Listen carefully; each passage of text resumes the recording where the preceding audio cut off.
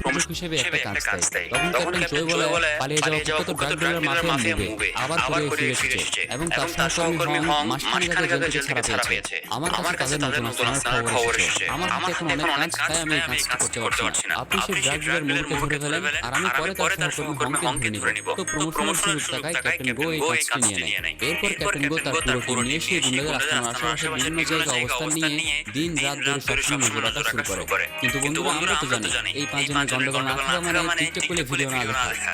বাইরে নজর রাখা যেমনকে দিন মজুরে গাড়ি আসে তাকে শ্রমিকভাবে কাজ করার জন্য তাদের সাথে নিয়ে চলে যায়। অন্যদিকে মা যে কিনা সে গুন্ডাদের বিল্ডিং এর উপর বাইনোকুলার দিয়ে নজর রাখছিল, কিন্তু সেই বিল্ডিং এর উপর তলার এক মহিলা মাকে দেখে ফেলে আর মনে করতে থাকে যে ওনার উপর সে উঁকি মারছে। এই জন্য সেই মহিলা পুলিশ ডেকে নিয়ে আসে এবং সেই মহিলা তাদের সবাইকে যাচ্ছে তাই গালি দিতে থাকে এবং বিশেষ করে সেই মহিলা মাকে বলে দেখতে অনেক খুশি, দেখতে গুন্ডার মতো মনে হয়। তখন মা অনেক রেগে যায়। আসলে মায়ের চেহারার ব্যাপারে যদি কেউ খারাপ বলে তখন সে অনেক রেগে যায়। এই দেখে মুখ লুকিয়ে ইয়ং হাসতে থাকে। তবে আন্ডারকভার পুলিশ সবাই সেই পুলিশ ও মহিলার সামনে তারা সরাসরি তাদের পরিচয় দিতে পারছিল না। কিন্তু তখনই তাদের পাশ দিয়ে মাফিয়া মুভের কিছু গুন্ডাদের দেখতে পায়। তাই তখন ক্যাপ্টেন গো সবাইকে নিয়ে তাড়াতাড়ি পুলিশের গাড়িতে অপরাধী হিসেবে উঠে যায় এবং পরে তারা সবাই পুলিশের আইডি কার্ড দেখিয়ে পুলিশের কাছ থেকে তাদের ছাড়িয়ে নেয়। এরপর দিন তারা সেই গুন্ডাদের আস্তানার পাশে একটি চিকেন রেস্টুরেন্টে বসে সকাল থেকে রাতে গুন্ডাদের উপর নজর রাখা শুরু করে। আর সকাল থেকে এখন পর্যন্ত তারা শুধু সেই রেস্টুরেন্টে চিকেন খেয়ে যাচ্ছিল।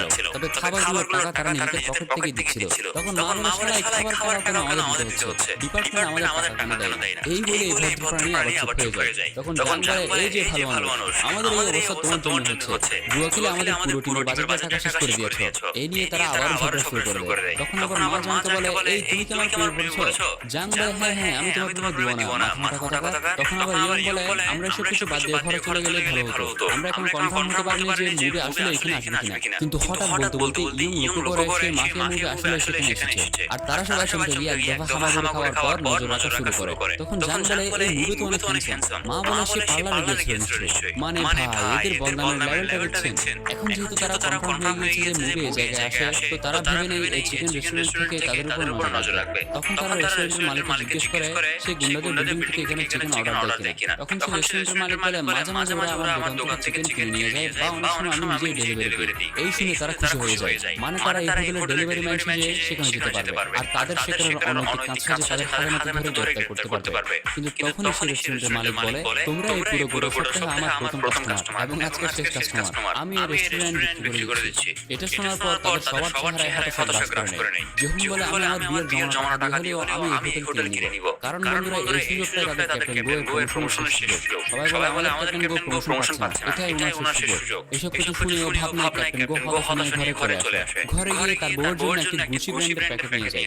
কিন্তু সেই গুচি ব্র্যান্ডের প্যাকেটে কাল কোম্পানির কাগজ ছিল। এতে তার বউ আরো রেগে যায়। পরে ক্যাপ্টেন গো এর বউ বলে, তোমার জুনিয়র জয় প্রমোশন পেয়ে গিয়েছে আর তুমি 20 বছর ধরে ক্যাপ্টেন হয়ে গিয়েছো। জয়ের বউয়ের সামনে আমার মাথায় ঝুলিয়ে দিয়েছো। তোমার এই ক্যাপ্টেনগিরি আর সহ্য হয় না। তখন তাদের নিয়ে এসে বলে, আজকে আমি আমার স্কুলের ক্যাপ্টেন হয়ে গিয়েছি। এই ক্যাপ্টেনের নাম শুনে তার বউ রেগে পুরো আগুন। ক্যাপ্টেন গো তার মেয়ে তাড়াতাড়ি ঘর থেকে পালিয়ে বের হয়ে যায়। এরপর বাইরের একটা রেস্টুরেন্টে তার মেয়েকে ফ্রাইড চিকেন খাওয়া ছিল। তার মেয়ে বলে, বাবা আমার বন্ধুদের আমার জন্মদিনে ট্রিট দিতে হবে, তাই টাকা দাও। কিন্তু ক্যাপ্টেন গো তেমন একটা টাকাও দিতে পারে না। আর্থিকভাবেও তার অবস্থা তেমন একটা ভালো না। ক্যাপ্টেন গো বুঝে যায় যে একটা প্রমোশন তার জীবনে এখন অনেক প্রয়োজন। এরপর দিন তার জমানো সব টাকা দিয়ে সে রেস্টুরেন্টের মালিক থেকে রেস্টুরেন্টটি কিনে নেয় এবং বলতে থাকে, এই পুলিশের বেতনের টাকা দিয়ে আর পোষাচ্ছে না। এই মুভিকে ধরতে না পারলে এমনিতেও কোনো না কোনো দোকান দিতাম, আগে দিয়ে দিলাম আর কি। আজ থেকে আর কেউ বাসায় যাবে না, এটাই আমাদের আস্তানা। যেমন হোক না কেন এই মুভিকে আমাদের ধরতে হবে। তো এরপর যখন প্রথমে একটা বলের মাধ্যমে সেই গুন্ডাদের বিল্ডিং এর জানালার মধ্যে একটা চিপ সেট করে দেয়। সেটার মাধ্যমে তারা সেখানে সব কথাবার্তা শুনতে